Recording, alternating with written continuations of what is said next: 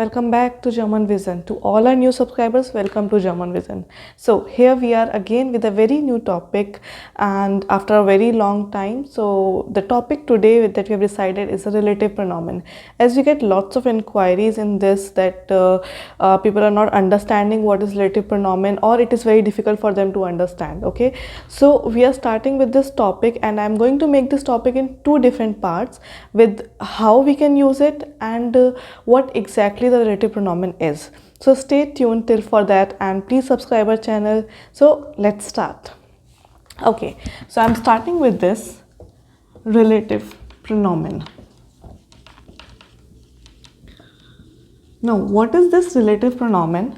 This is basically the articles that we have already done, we can say at the time when we are learning best named articles, which is there, the, das, the.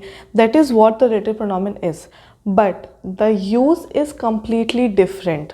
We are not going to use it as the, rather we are going to use it in a different way. Let's see what was that.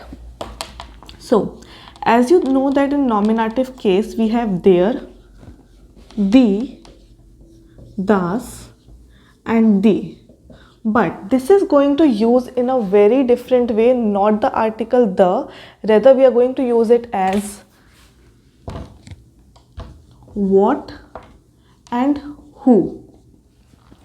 Same way, if we go for the next one that we have is the article for accusative, which is now becoming the pronomen, is den, the, das and the, and this is going to use as which and what.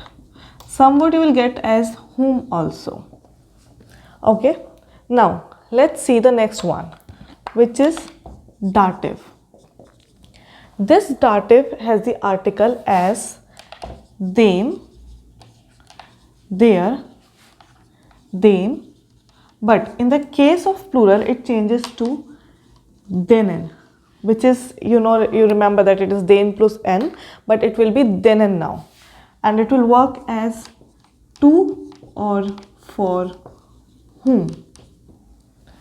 Now the next one that we have is the last, which is genitive. This is completely different from the articles that we have done.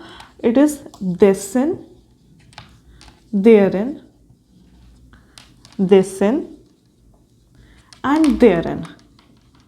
But if you remember that as a question word we did it as whose, and that is what here also we are going to use. It will be whose.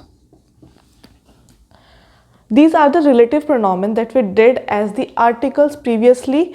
You can check our previous video also to learn the articles of nominative, accusative, dative and their uses.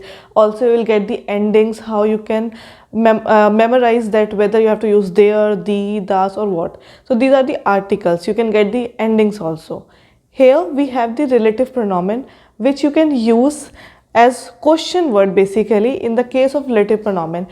Just for an example, if I am saying this is a house in which I live. So this is the house in which I live. In which is not actually you can say a question we are saying, which is not a question word. Rather it is a relative pronomen in English also, which is in which as a connector of two sentences. I can also say this sentence as this is the house. We can say this is the house. I live in this house. These are two different sentences, and now if we have to connect, we will write the sentence as it is. This is the house, and I am connecting it with in which I live. This is how we can connect the sentence in English as well as in German. But how we can do that, I will tell you in our next video. So stay tuned for it, and bis dann, tschüss.